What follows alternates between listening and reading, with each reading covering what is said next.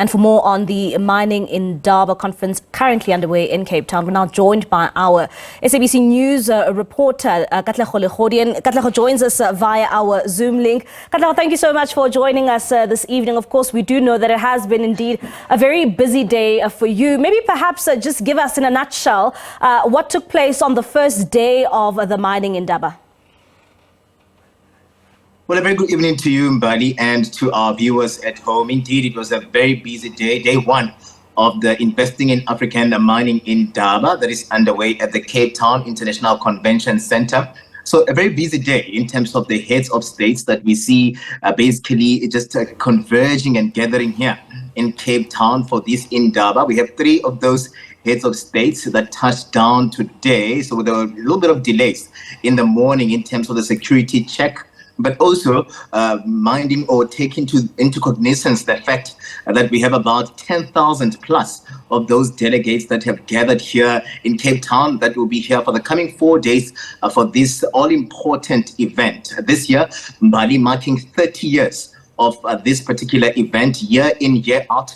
You'd see those delegates gathering from the continent into the country to just discuss critical issues of investment, issues of partnerships, and the likes that would go into the minerals sector. So we see them again meeting this year, and very important for South Africa, knowing very well that we are also 30 years into democracy, something that President Cyril Ramaphosa also highlighted when he started with his keynote address. Really just frank about where we find ourselves, the slow pace of transformation, Mbali, in this sector, the economies that really are dependent on this particular sector thriving within the just value chain, within the GDPs of these economies.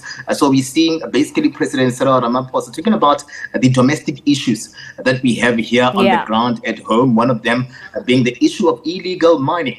And he was frank to say that as government, they've really been slow in terms of addressing the sealing of some of these mines that will need to be sealed to clamp down of this illegality. But this work that is already on the ground. Also, there's a service provider, Mbali, that has been appointed here to look into the provision of mining licenses, because we know that there's been a backlog, and often others saying that others would like to also see mines seized, the licenses ceased to exist, so that we can really seal these mines just once and for all. And the president saying and assuring those delegates here that the country is on the move. He talked about also the energy crisis, the just energy transition, our ambition as a country and a continent, and also just looking at the fact that partnerships will really work to move this particular sector, looking at the embracing of technology as their theme this year is talking about disruptors within the mineral sector, and how then this particular sector can take advantage of where the globe is moving into, also taking into cognizance the fact that this technology will have to safeguard lives, as Minister Mantashe earlier on also spoke about how they are pushing to ensure zero fatality within the mineral sector. So all of those discussions are going to be just getting underway today, being day one. We'll see day 2 tomorrow. Young miners are also here. Women in mining are here.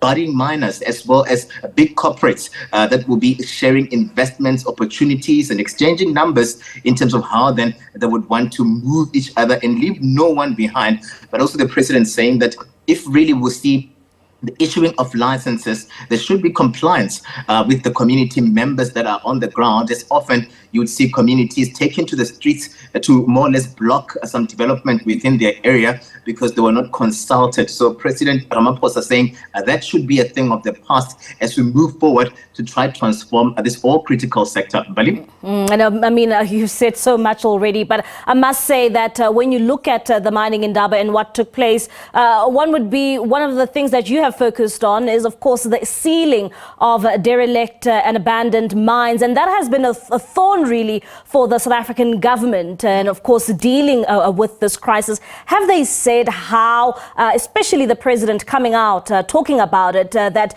they do plan on sealing these mines? It's a major problem in our communities. It's a major problem throughout the country. Have they actually given us details in terms of how they plan to actually do this, to ensure that we don't see the problems that, you find in today's society, in the various communities which are affected by illegal miners?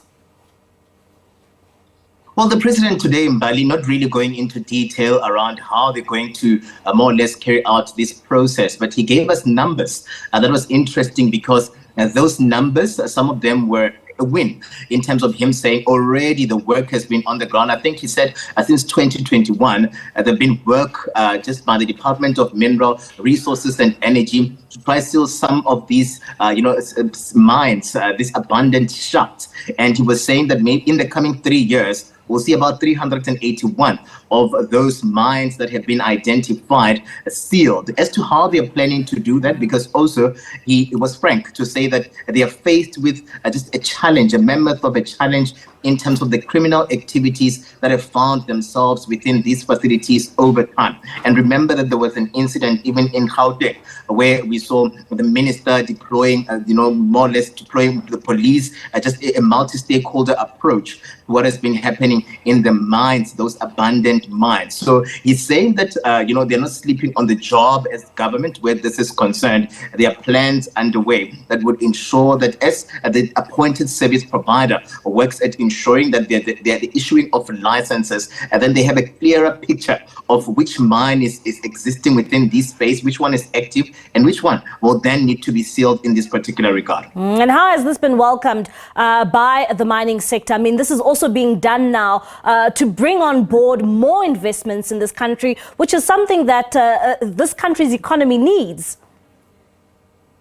Most definitely, Mbali. I mean, last year, drawing from last year's investment conference, we saw a lot of commitments in trillions coming from those within the mineral sector, but they too had their own challenges in terms of how they would want to see their investments, find meaning within South Africa. So we see most of them welcoming, what the president was saying. But I just post the president's address, Mbali. I had a chance to speak with one of the entrepreneurs on the ground. We did a crossing with this entrepreneur that is in the mineral sector, and they were saying that, but they're taking this with a little pinch of salt, because you can imagine that we are in an election year, and this being 2024, so they are very aware of the fact that there are some of those commitments that would come through.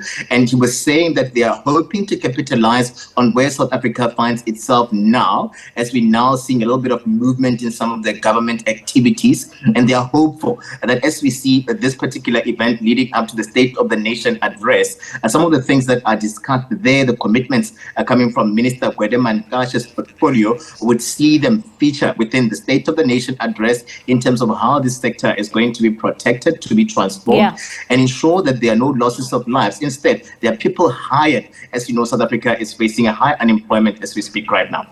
What else can we expect for the rest of the week, Katlego? Well, tomorrow, Mbali, the president, Deputy President Paul Mashatile will be on the ground.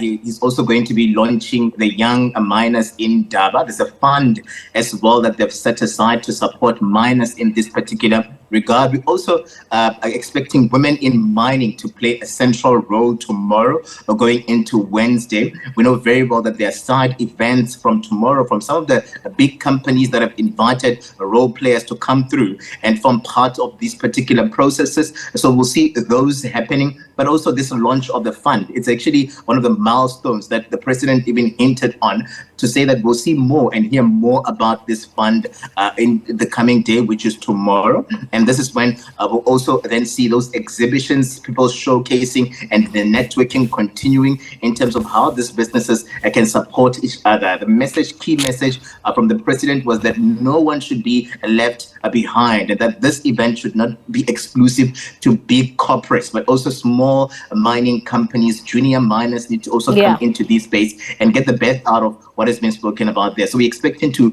hear more about these commitments, to hear more about these collaborations, and how then Africa is going to move 30 years later as we commemorate 30 years of this particular mining in Indaba. Katlego, thank you so much for your time this evening. That is our reporter there, economics reporter, Katlego Legodi, just giving us an insight in terms of the mining in Indaba, which kicked off today in Cape Town.